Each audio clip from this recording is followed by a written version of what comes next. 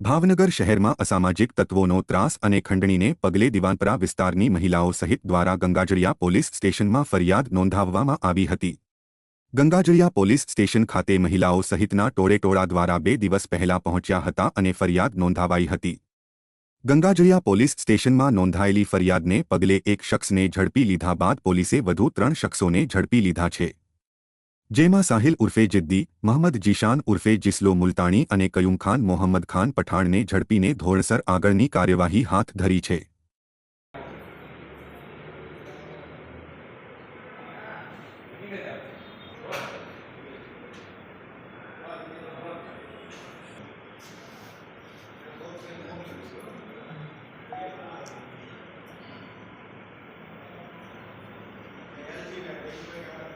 શબ્દ કોણ બોલ્યું?